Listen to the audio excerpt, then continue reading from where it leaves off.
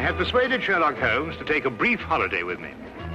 As we rumbled through the countryside, it was a comforting thought indeed that for a while anyway, there would be no desperate men at the door of our flat in Baker Street, no life and death cases to solve.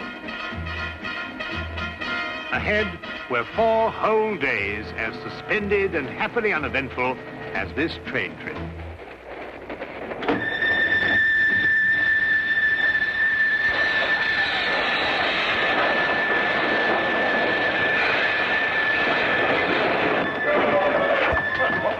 Hello, let's look. Hear anything? Not a thing. Well, I hope we haven't heard anything. We must be doing 30 miles an hour. Oh, we're doing more than that, I think, Watson. I thought you were asleep, Holmes. Well, not really. I was thinking about that Parkinson axe murder. You know, that unfortunate business in South Africa. And I was wondering... what? You are on holiday. Oh, yes. Yes, of course. Quite right, Watson. Quite right. Mr. Holmes? Yes, I'm Mr. Holmes. I thought I recognized your name on the reserved passenger list. Thought you might be able to help us. We seem to have had a sort of an accident. An accident or an incident? Well, I suppose you could call it an incident. But one of our passengers has disappeared. Disappeared? A boy. He was traveling with this young lady here. Paul is his name. Paul Windmaster. You must find him. I've heard you can do things like that, Mr. Holmes. Will you help me? There. I'm his governess. I should never have taken my eyes off him for a minute. But I looked in on him after he went to bed and was fool enough to imagine that everything was all right. Do you think he might have been kidnapped? Oh, no, I'm sure Paul ran away. How will I ever be able to face his father? I think you'd better sit down, Miss... Kendall. Lydia Kendall. Miss Kendall, and tell us everything from the beginning. I'm sure we can be of help. Sit down. Thank you.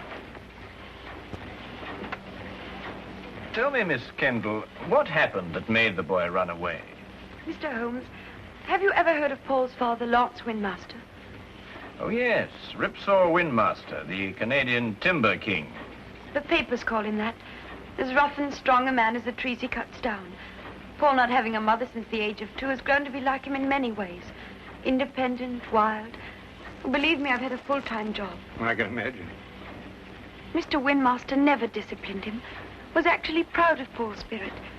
Until one day, rather suddenly, it struck him that he was bringing the boy up improperly. You asked me what caused the boy to run away. It was just that. And yesterday, when I went out to fetch Paul, I began to see the first signs of what was about to happen.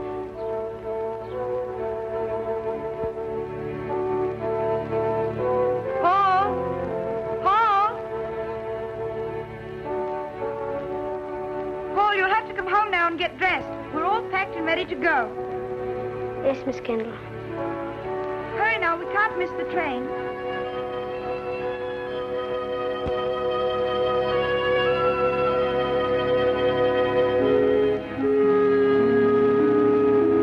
Now, when you arrive at the school, you'll take the boy directly to the headmaster.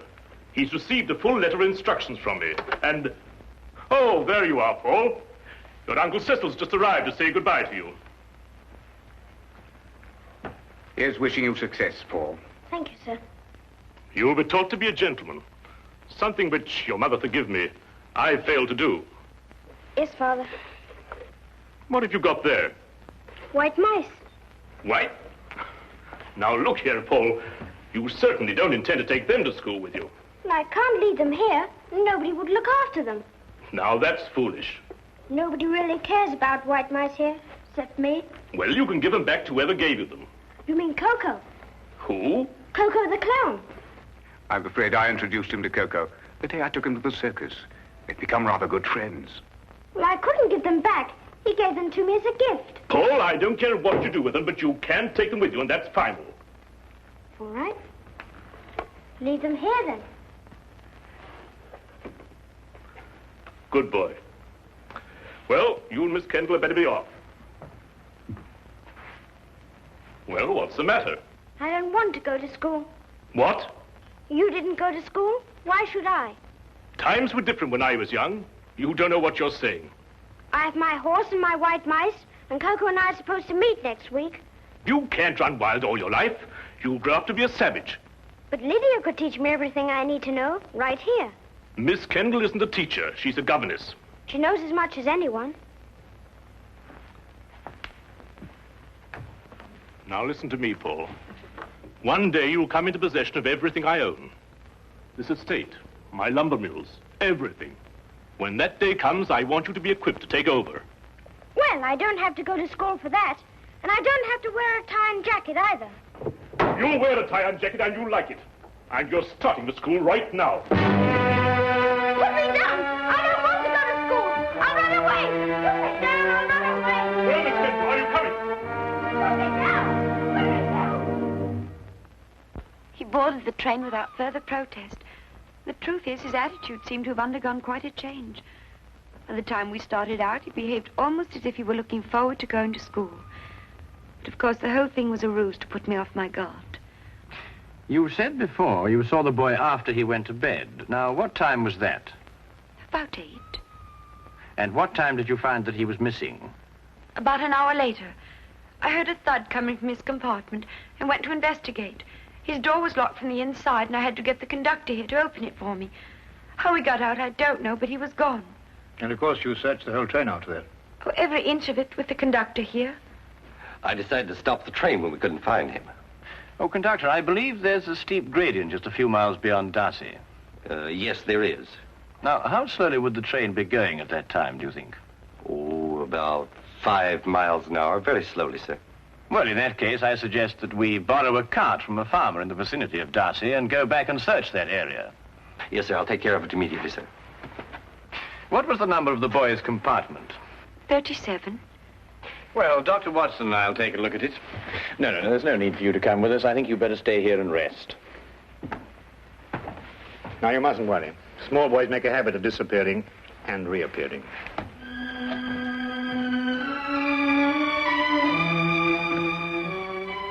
I hope so. I hope so.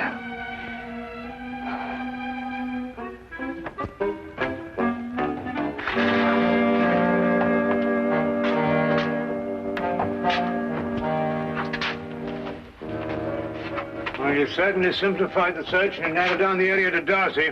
Here, Watson, give me a hand with this window, will you? Yes, sir.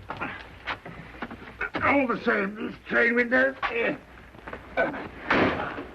Well, that was the thud Miss Kendall heard, the sound of the window being opened before the boy jumped out. By Jove, you're right. The question is, who helped the boy open the window?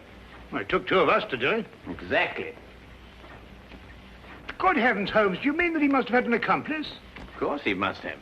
Yes, but who on earth would want to help a little boy to run away? Well, when we know that, Watson, we will have the answer to the problem of the boy who didn't want to go to school.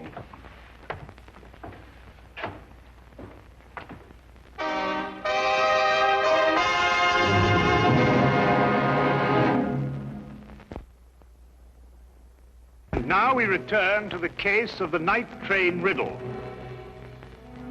Taking Holmes' suggestion, we borrowed a cart and traced the rail line back to the upgrade near Darcy. We combed the area several times without uncovering a single clue. All of us were soon discouraged and ready to abandon the search. All of us, that is, except Holmes. We've been over this stretch 3 times already, Holmes. Yes, I know, but this is the only place where the boy could have jumped off. But we haven't got a shred of evidence, not a sight of anything, nothing at all. Look, What is it? A boy's cap. Miss Kendall, would you mind coming over here for a moment? Is that the boy's cap? Oh, yes, that's his. Then it has to be here. Look, over here. Here we are, Watson. The footprints of a small boy. Holmes, look, another set. Must be the boy's accomplice. Ah, good work, Watson. They end here.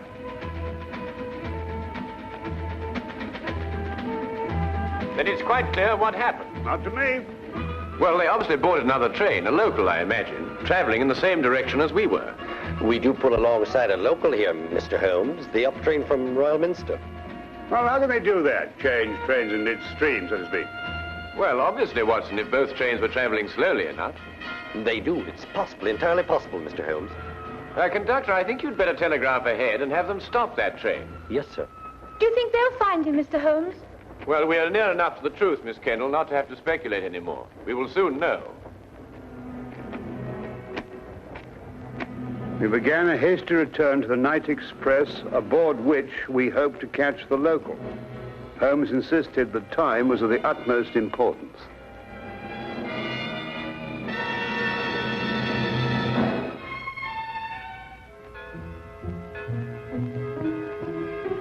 Paul. Pardon? I'm sorry. I thought to another boy. Perhaps the next compartment. This is the last one, miss. But you held out so much hope, Mr. Holmes. How many stops did the train make before Darcy? 3, same as usual. Did you notice a boy get out of one of them? Not that I remember. There was a boy. I talked with him. He got off with his father at Manborough. Are you sure? Yes, there was that pair. Blimey, I clean forgot. What did the father look like? Medium-sized, grey hair, ordinary face. Wait, I noticed when I inspected his ticket there was something about his fingertips. They were red. Red? Yeah. I thought it was strange at the time. That's most observant of you, conductor. That proves it, Watson. Holmes, do you know who he is? Of course. Coco the Clown. Coco the Clown? He was the boy's friend. But more than that, there's the red fingertips. The significance of which completely escapes me. Rouge, Watson, the same kind of clown uses. He was evidently in a great hurry to catch the train. He didn't have time to remove it all. Oh, if you're only right, Mr. Holmes. And unless I miss my guess, we'll find them both in Manborough now.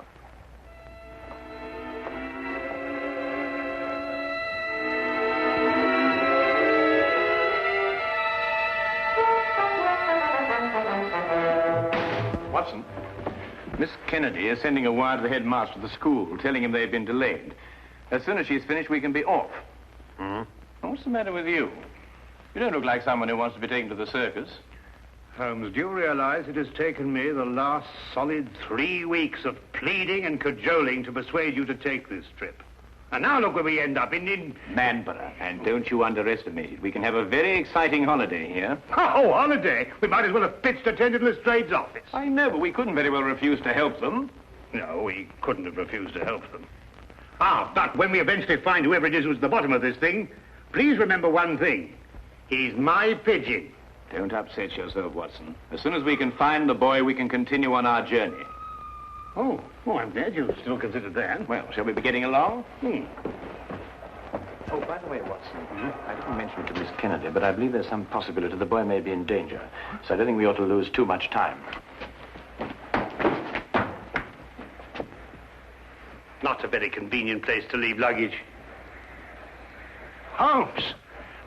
You gotta wait a minute. We've left all our bags in the train. There's no time to worry about that now, Watson. Come along. But look, Holmes, we've got everything in them for our 4 days. All right, I'll find Miss Kendall and get a carriage, and we'll meet you in the street. Now, hurry up. Right.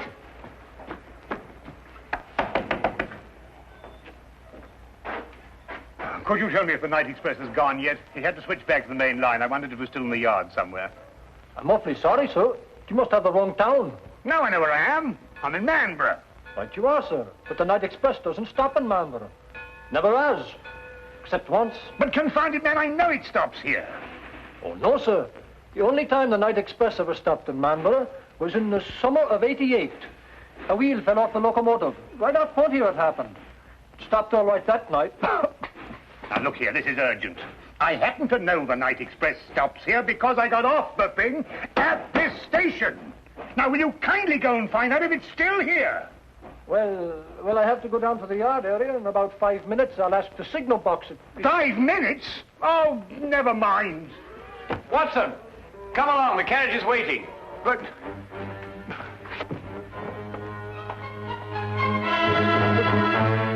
the luggage.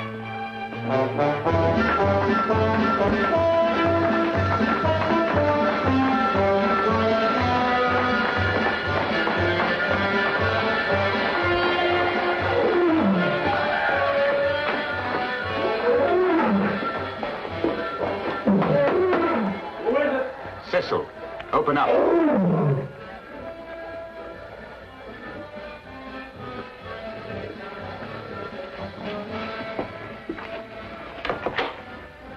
Did it work? We jumped off, switched trains. Ta-da! Like a couple of acrobats. Where's the boy now?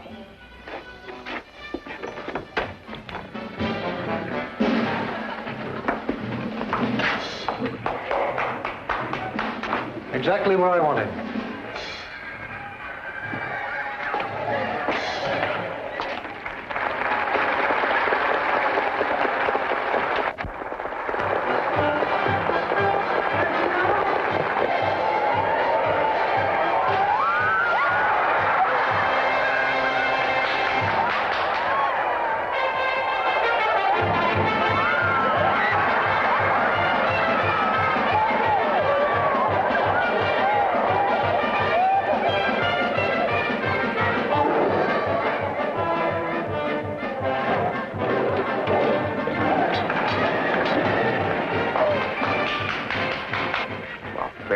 Get it over with. I was waiting for a down payment. How much? £100 should do it.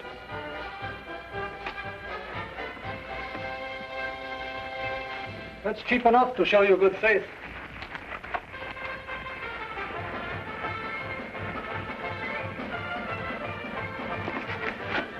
I'll expect the rest when I finished.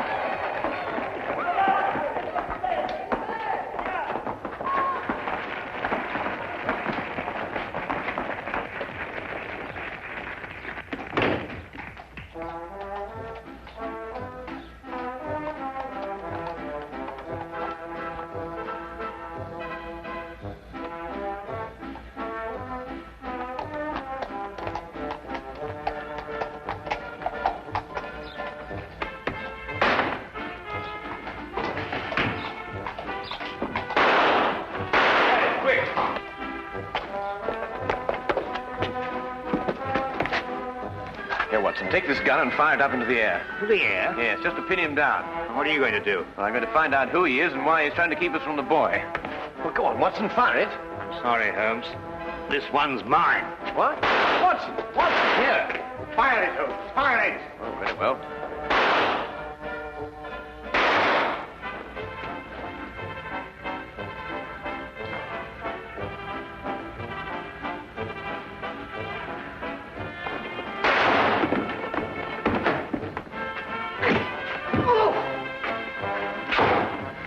Miss Kendall.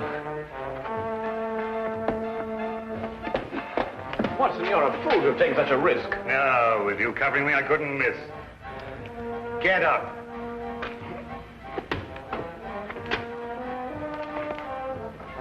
It's Mr. Windmaster's brother. Oh, Uncle Cecil. Yes, and the first in line to inherit the Windmaster fortune if anything had happened to the boy. That's right, you would be the heir. You may not think so at the moment, Mr. Windmaster, but you're very fortunate. If the boy had been killed, you would most certainly have been hanged. Hanged? Yes, hanged. Stop him. Stop who? Coco, he's about to kill the boy. Push him off the catwalk backstage.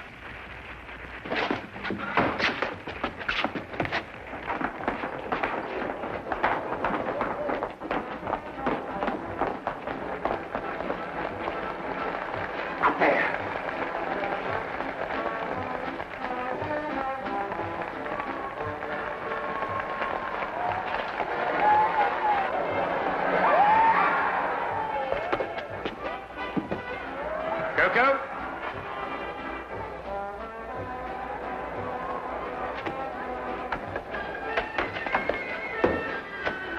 Don't come any closer. I'm coming down.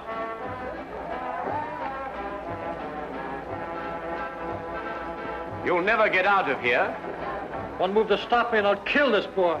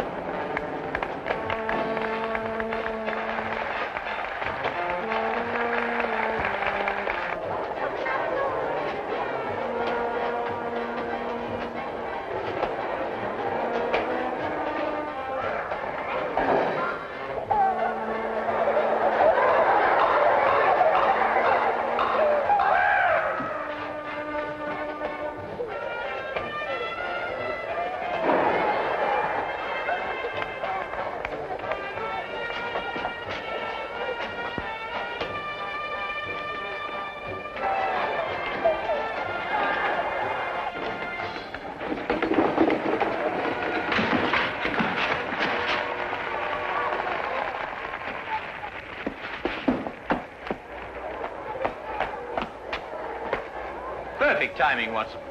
Yes, wasn't bad, even though I do say so myself. He wanted to kill me, and I thought he was a friend.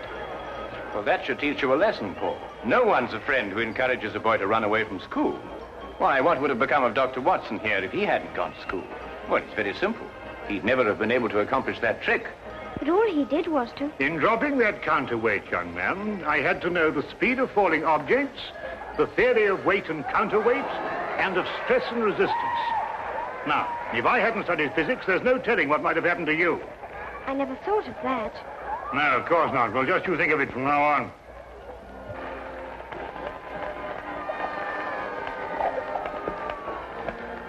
Watson, did you really have all that in mind when you pulled that rope? Oh, every bit of it, of course. Oh, did you? Uh-huh. Come on, you.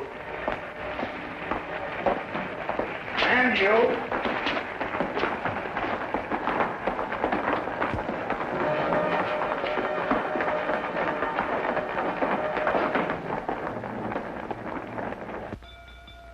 If you're looking for the time of the next London train, it will be along in 10 minutes. Huh? Oh, no. I was just wondering where our bags would be by this time. This train seems to be somewhat off schedule. I'd estimate that our clean shirts are about 30 miles north of Edinburgh at this moment. Oh, confound it, Holmes. Why dwell on that? Oh, don't take it so hard, old chap. We'll give it another try one of these days. Well, sir, it certainly was a shock to me. Oh, it's you again. You were right, sir. The express did stop in Manborough tonight. Can't understand it. The first time since the summer of '88. Fact is, it was running wild through here tonight, they tell me. Came roaring through on the local line first, and back through here to switch over to the main line again. Can't for the life of me figure what they were up to. Left a couple of bags on our platform. No hint of a reason. Just found them there. A couple of bags, did you say? Why, yes, sir. A suitcase-like. Don't know anything about them. One marked JW and the other SH. Suppose we'll have to keep them in the office for the 30 days required. My dear sir, if you'll just lead me to your office, I think I can relieve you of those suitcases within 30 seconds. My name is John Watson. Mine will be the one marked JW. Oh, you mean, I say, and this here gentleman is SH? Yes. This is my friend, Samuel Higgins.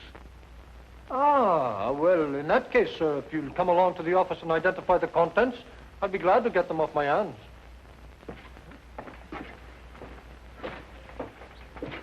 Samuel Higgins? Yes. You see, we have 3 whole days left. And I'm quite sure that nobody will want to interfere with the holiday of Samuel Higgins.